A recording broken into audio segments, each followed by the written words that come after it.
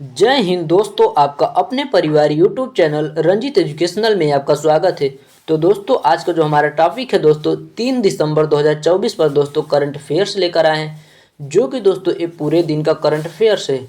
तो दोस्तों, हम आशा करते हैं कि आप स्वस्थ होंगे, मस्त होंगे। तो दोस्तों, आज का अपना पहला क्वेश्चन देखते हैं। दोस्तों, पहला क्वेश्चन है यानी कि क्वेश्चन नंबर 1, राष्ट्रीय प्रदूषण नियंत्रण दिवस 2024 मनाया गया है। ए 2 दिसंबर, बी 1 दिसंबर, सी 3 दिसंबर, डी 4 दिसंबर। तो दोस्तों, इसका जो राइट आंसर होगा वो होगा दोस्तों 2 दिसंबर। 2 दिसंबर को दोस्तों राष्ट्रीय प्रदूषण नियंत्रण दिवस 2024 यानी कि मनाया गया है। तो ये इसका दोस्तों सही जवाब हो जाएगा। नेक्स्ट क्वेश्चन देखते हैं दोस्तों, यानी कि नेक्स्ट क्वेश्चन नहीं दोस्तों, एक्सप्लेन देखते हैं। अब एक्सप्लेन दोस्तों देखते हैं। राष्ट्रीय प्रदूषण नियंत्रण दिवस 1984 में भोपाल गैस त्रस्ती में मारे गए लोगों को स्मृति को सम्मानित करने के लिए 2 दिसंबर को प्रतिवर्ष मनाया जाता है। तो दोस्तों 2 दिसंबर को राष्ट्रीय प्रदूषण नियंत्रण जो है दोस्तों भोपाल गैस त्रस्ती में दोस्तों मारे गए लोगों को स्मृति के सम्मान के लिए दोस्तों 2 दिसंबर को मनाया जाता है। और इसके बाद दोस्तों इस उद्देश्य यानी कि इस दिवस का उद्देश्य है वायु, जल और मिट्टी को प्रभावित करने वाले प्रदूषण से यानी प्रदूषण के गंभीर परिणाम के बारे में जागरूकता बढ़ाना है। साथ ही भोपाल जैसी औद्योगिक आपदाओं से बचने के लिए निवारक उपायों की आवश्यकता पर बल देना है।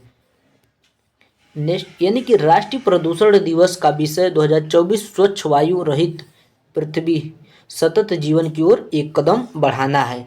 अब नेक्स्ट क्वेश्चन नंबर दोस्तों अब हम 2 यानी कि क्वेश्चन नंबर दूसरा देखते हैं। दिसंबर 2024 में किस राज्य सरकार ने प्रयागराज में यानी प्रयागराज के महाकुंभ क्षेत्र को एक अस्थायी जिला घोषित किया है? ए उत्तर प्रदेश, बी गुजरात, सी अरुणाचल प्रदेश, डी छत्तीसगढ़। तो दोस्तों इसका जो राइट आंसर होगा वो होगा दोस्तों ए यानी कि उत्तर प्रदेश। उत्तर प्रदेश दोस्तों इसका सही जवाब होगा। लेकिन दोस्तों जो प्रयागराज है दोस्तों ये कहाँ पर पड़ता है? उत्तर प्रदेश में। तो दोस्तों ए इसका सही जवाब हो जाएगा। अब दोस्तों अब हम एक्सप्लेन देखते हैं कि दोस्तों उत्तर प्रदेश की दोस्तों राजधानी है लखनऊ। मुख्यमंत्री है दोस्तों श्री आदित्य योगी नाथ जी। राज्यपाल है आनंदीबेन पटेल। नेशनल पार्क दोस्तों दुधवा पीलीभीत। और दोस्तों रानी यानी कि रानीपुर वाइल्ड लाइफ सेंचुरी जो है कि दोस्तों राज्य की पशु बारसिंगा है। राज्य की पक्षी सारस। लोकसभा में दोस्तों यानी कि उत्तर प्रदेश में लोकसभा की सीट कितनी है? 80 और राज्यसभा की सीट 31। तो दोस्तों अब हम लोग आगे देखते हैं यानी कि उत्तर प्रदेश दूधवा उत्पादन में टॉप पर यानी कि दोस्तों दूध उत्पादन में टॉप पर है यानी कि 16.21%। राज्य में विशेष शिक्षा जन यानी कि नेक्स्ट उत्तर प्रदेश में सारस पक्षी की आबादी दोस्तों 19,918 हो गई है बढ़कर दोस्तों 19,918 हो गई है बढ़कर।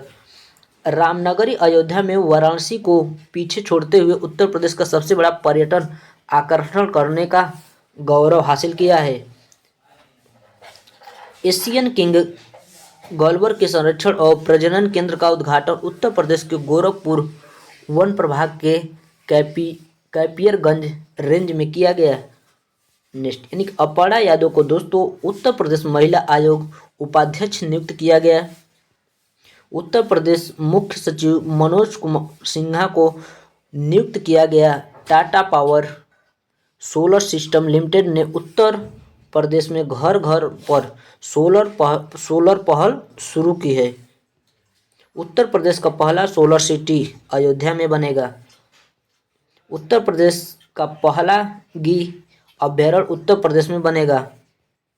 उत्तर प्रदेश में पीएम मित्र पार्क शुरुआत की जाएगी। लखनऊ और हरदोई में किसी राज्य में स्थित रानीपुर देश का 5.3वां टाइगर रिजर्व बना है उत्तर प्रदेश। केंद्र सरकार ने किस राज्य में तिहाई यानी कि तराई हाथी रिजर्व की मंजूरी दी? उत्तर प्रदेश में दी है दोस्तों। यानी कि 24 जनवरी को किस राज्य की स्थापना दिवस मनाया जाता है? तो दोस्तों उत्तर प्रदेश को 24 जनवरी 1950 को दोस्तों मनाया जाता है। यानी कि किस राज्य सरकार ने गौहत्या के खिलाफ ऑपरेशन क्विक्सन शुरू किया है? तो उत्तर प्रदेश ने दोस्तों, उत्तर प्रदेश सरकार ने दोस्तों गौहत्या के खिलाफ दोस्तों क्विक्सन शुरू किया है। यानी कि बंदरों के लिए समर्पित बंदर वन किस राज्य के शहर में बनाए जाने की घोषणा की है? उत्तर प्रदेश के लखनऊ में दोस्तों बनाए जाने की घोषणा की है। तो दोस्तों अब हम लोग नेक्स्ट क्वेश्चन यानी कि तीसरा नंबर देखते हैं। भारत और किस बैंक ने भारत में पौधा स्वास्थ्य प्रबंधन को बढ़ावा देने के लिए 98 मिलियन डॉलर के ऋण समझौते पर हस्ताक्षर किए हैं? ए एशियाई विकास बैंक, बी जाब national bank, C world bank, D SBI bank. तो दोस्तों इसका जो राइट आंसर होगा वो होगा दोस्तों ए, यानी कि एशियाई विकास बैंक ने दोस्तों भारत में स्वास्थ्य प्रबंध को बढ़ावा देने के लिए 98 मिलियन डॉलर ऋण समझौते पर हस्ताक्षर किए हैं। तो ये इसका दोस्तों सही जवाब हो जाएगा। नेक्स्ट क्वेश्चन यानी कि दोस्तों एक्सप्लेन देखते हैं। केंद्र सरकार और एशियाई विकास ने बागवानी फसल किसान को रोग मुक्त रोपण सामग्री प्रदान करने के लिए एक ऋण समझौते पर हस्ताक्षर किए।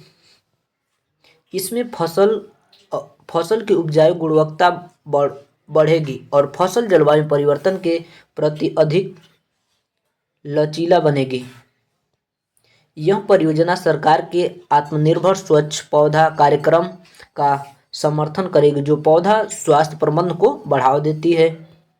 एशियाई विकास बैंक की स्थापना दोस्तों 1966 में हुआ था।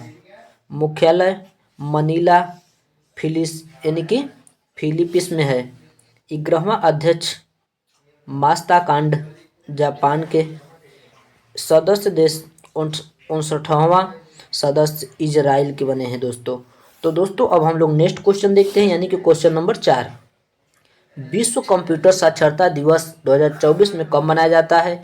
ए 4 दिसंबर, बी 1 दिसंबर, सी 3 दिसंबर, डी 2 दिसंबर। तो दोस्तों इसका जो राइट आंसर होगा वो होगा दोस्तों डी, यानी कि 2 दिसंबर। 2 दिसंबर को दोस्तों विश्व कंप्यूटर साक्षरता दिवस मनाया जाता है।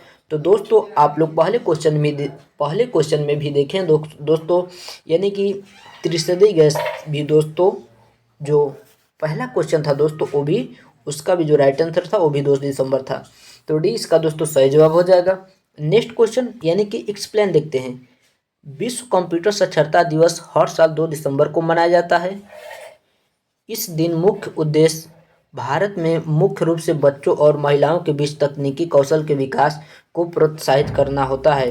यानी कि दिसंबर के महत्वपूर्ण दिवस विश्व एड्स दिवस भी मनाया जाता है दिसंबर में। राष्ट्रीय प्रदूषण नियंत्रण दिवस दोस्तों भी मनाया जाता है। अंतर्राष्ट्रीय गुलामी उन्मूलन दिवस भी मनाया जाता है। विश्व कंप्यूटर साक्षरता दिवस भी मनाया जाता है दिसंबर में। तो दोस्तों अब हम लोग नेक्स्ट क्वेश्चन यानी कि क्वेश्चन नंबर 5 देखते हैं। किस केंद्रीय मंत्री द्वारा सीआई के ईज ऑफ डूइंग बिजनेस और विनायक मामलों के पोर्टल का शुभारंभ किया गया? ए पीयूष गोयल, बी अमित शाह, सी राजनाथ सिंह, डी नरेंद्र मोदी। तो दोस्तों इसका जो राइट आंसर होगा वो होगा दोस्तों ए, यानी कि पीयूष गोयल के द्वारा यानी कि बिजनेस और विनायक मामलों की पोर्टल शुभारंभ की गई है। तो ये इसका दोस्तों सही जवाब हो जाएगा। तो दोस्तों अब हम एक्सप्लेन देखते हैं कि दोस्तों भारत में कारोबार माहौल और सुधार के सुझाव पर जानकारी प्राप्त करने की निगरानी करने के लिए CI ease of doing business और विनायक मामलों के पोर्टल का शुभारंभ किया गया है। इस पोर्टल का शुभारंभ नई दिल्ली में उद्योग और तकनीकी व्यापार संवर्धन विभाग, भारतीय उद्योग परिसंघ के ईज ऑफ डूइंग बिजनेस पर हुए दूसरे राष्ट्रीय सम्मेलन में किया गया है। यह पोर्टल सरकार और सीआई दोनों द्वारा व्यापार में सुगमता से जुड़ी प्रमुख पहलों की स्थितियों नई जानकारी उपलब्ध करने का प्रयास करते हैं। भारतीय उद्योग परिषद स्थापना हुई थी दोस्तों 1895 में। मुख्यालय नई दिल्ली में। अध्यक्ष संजीव पुरी, महानिर्देशक चंद्रजीत बनर्जी हैं दोस्तों। तो दोस्तों अब हम लोग नेक्स्ट क्वेश्चन यानी कि क्वेश्चन नंबर 6 देखते हैं। भारत और किस देश के बीच द्विपक्षीय संयुक्त सैन्य अभ्यास हरीमी शक्ति का आयोजन किया गया है? A Malaysia, B Singapore, C Australia, D Vietnam. तो दोस्तों इसका जो राइट आंसर होगा वो होगा दोस्तों ए यानी कि मलेशिया। मलेशिया के बीच, भारत और मलेशिया के बीच द्विपक्षीय संयुक्त सैन्य अभ्यास हरीमा शक्ति का आयोजन किया है। तो दोस्तों ए इसका सही जवाब हो जाएगा। तो दोस्तों अब हम विस्तार से एक्सप्लेन देखते हैं दोस्तों। भारत और मलेशिया ने 2 दिसंबर 2024 को मलेशिया के पहांग जिले के वेटिंग कप में द्विपक्षीय संयुक्त सैन्य अभ्यास हरीमी शक्ति शुरू किया है। इस वर्ष द्विपक्षीय अभ्यास का 2024 संस्करण 2 से 15 दिसंबर 2024 तक आयोजित किया जाएगा। यानी कि संयुक्त युद्ध अभ्यास का उद्देश्य दोनों सशस्त्र बल के बीच अधिक तालमेल और अंतर संचालन क्षमता को बढ़ाना है। मलेशिया की राजधानी कुआलालंपुर यानी कि मुद्रा मलेशिया रिगित यानी प्रधानमंत्री अनवर इब्राहिम। तो दोस्तों अब हम लोग नेक्स्ट क्वेश्चन यानी कि क्वेश्चन नंबर 7 देखते हैं।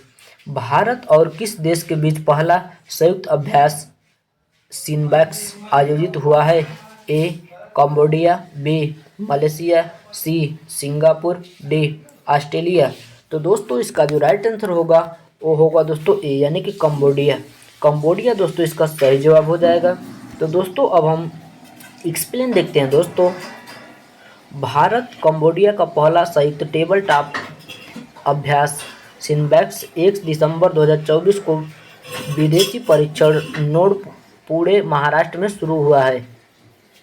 नेक्स्ट पॉइंट यानी कि दोनों देशों की सेनाओं के बीच यह पहला सिनबैक्स अभ्यास 1 से 18 दिसंबर 2024 तक आयोजित किया जाएगा। नेक्स्ट पॉइंट पहले सिनबैक्स अभ्यास में भारतीय सेना की इन्फेंट्री ब्रिगेड के 20 सदस्य और 20 कंबोडिया सेना के कर्मी भाग ले रहे हैं। कंबोडिया की राजधानी दोस्तों नहोपेन, मुद्रा कंबोडियन रियल, राजा नोरोडम सिंघामोनी। तो दोस्तों अब हम लोग नेक्स्ट क्वेश्चन यानी कि क्वेश्चन नंबर 8 देखते हैं। सैयद मोदी अंतर्राष्ट्रीय बैडमिंटन यानी कि प्रतियोगिता 2024 का पुरुष वर्ग का खिताब किसने जीता? ए लक्ष्य सेन, बी रिनचेन यूडाल, सी प्रकाश पाडुकोण, डी रिया हेंग जेसन तेह। तो दोस्तों इसका जो राइट आंसर होगा वो होगा दोस्तों ए यानी कि लक्ष्य सेन ने दोस्तों सैयद मोदी अंतर्राष्ट्रीय बैडमिंटन प्रतियोगिता 2024 पुरुष का खिताब जीता है। तो ए इसका दोस्तों सही जवाब हो जाएगा। तो दोस्तों अब हम लोग एक्सप्लेन देखते हैं यानी कि पॉइंट नंबर 1। भारत के शीर्ष बैडमिंटन खिलाड़ी लक्ष्य सेन ने 2024 सैयद मोदी अंतर्राष्ट्रीय बैडमिंटन प्रतियोगिता का पुरुष वर्ग का खिताब जीता। नेक्स्ट पॉइंट 2024 पेरिस ओलंपिक के सेमीफाइनल में हराने वाले लक्ष्य सेन ने लखनऊ में 2024 सैयद मोदी अंतर्राष्ट्रीय बैडमिंटन टूर्नामेंट का एकल खिताब जीतकर अपने करियर का 5वां BWF एकल खिताब जीता है। नेक्स्ट पॉइंट लक्ष्य सेन ने फाइनल में सिंगापुर के जिया होग सेन ते को 21-6 और 21-7 से हराया है दोस्तों। तो दोस्तों अब हम लोग नेक्स्ट क्वेश्चन यानी कि क्वेश्चन नंबर 9 देखते हैं। सैयद मोदी अंतर्राष्ट्रीय बैडमिंटन प्रतियोगिता 2024 महिला वर्ग का खिताब किसने जीता? A PV Sindhu, B Saina Nehwal, C बुलओ यू, डी मनु भार्कर। तो दोस्तों इसका जो राइट आंसर होगा वो होगा दोस्तों ए यानी कि PV सिंधु ने दोस्तों अंतर्राष्ट्रीय सैयद मोदी अंतर्राष्ट्रीय प्रतियोगिता 2024 का महिला वर्ग खिताब पीवी सिंधु ने जीता है। तो दोस्तों अब हम लोग एक्सप्लेन देखते हैं दोस्तों। भारत के शीर्ष बैडमिंटन खिलाड़ी पीवी सिंधु ने 2024 सैयद मोदी अंतर्राष्ट्रीय बैडमिंटन प्रतियोगिता का महिला वर्ग का खिताब जीता। नेक्स्ट पॉइंट, उन्होंने फाइनल में चीनी खिलाड़ी के लुओ यू को 21-14 और 21-16 से हराकर एकल प्रतियोगिता का खिताब जीता। नेक्स्ट पॉइंट, सैयद मोदी अंतर्राष्ट्रीय बैडमिंटन प्रतियोगिता 26 नवंबर से 1 दिसंबर 2024 तक उत्तर प्रदेश के लखनऊ स्थित बाबू बनारसी दास इंडोर स्टेडियम में आयोजित की गई थी। Next point, badminton world federation दुनिया का बैडमिंटन खेल का शासी निकाय है। नेक्स्ट पॉइंट, इसकी स्थापना 1934 में की गई थी दोस्तों। लंदन में अंतर्राष्ट्रीय बैडमिंटन महासंघ के रूप में की गई थी। मुख्यालय कुआलालंपुर मलेशिया। अध्यक्ष पाल एरिक होयर लार्सन डेनमार्क। तो दोस्तों अब हम लोग नेक्स्ट क्वेश्चन यानी कि दोस्तों लास्ट क्वेश्चन देखते हैं दोस्तों। 5वें फिल्म फेयर OTT अवार्ड्स 2024 में सर्वश्रेष्ठ अभिनेता वेब फिल्म का पुरस्कार किसे मिला? ए विक्रांत मौसी, बी पंकज त्रिपाठी, सी सोनू सूद, डी दिलजीत दोसांझ।